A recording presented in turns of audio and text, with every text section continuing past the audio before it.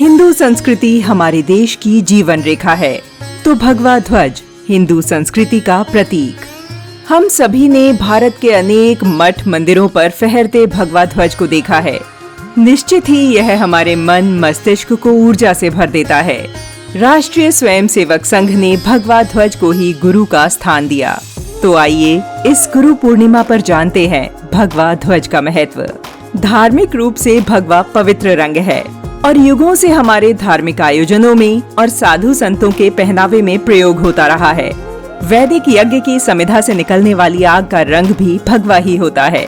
प्रकृति में भी सूर्य की किरणों के साथ सुबह और शाम को भगवा रंग बिखर जाता है। सूर्य की यह लालिमा नकारात्मक तत्वों का अंत करती है।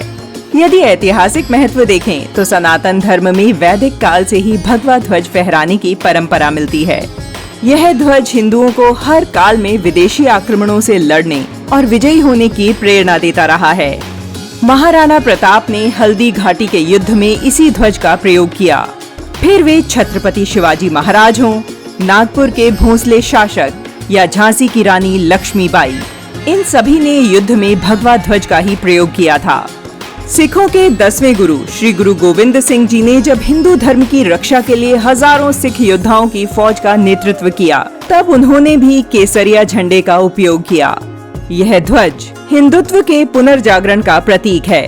अंग्रेजी राज के विरुद्ध 1857 के स्वाधीनता संग्राम में भी केसरिया झंडे के तले ही सारे क्रांतिकारी एकजुट हुए थे। साल 1905 में सिस्टर निवेदिता ने भी एक ध्वज बनाया था और उसमें भी लाल और पीला रंग ही प्रयोग किया था। भगवा रंग का महत्व हम सभी समझ चुके हैं।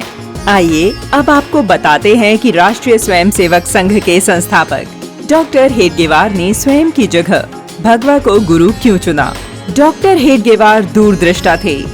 वे जानते थे किसी व्यक्ति को गुरु बनाने पर उसमें पहले से कुछ कमजोरियां हो सकती हैं या समय के साथ उसके सद्गुणों का क्षय भी हो सकता है, लेकिन ध्वज स्थायी रूप से श्रेष्ठ गुणों की प्रेरणा देता रहेगा।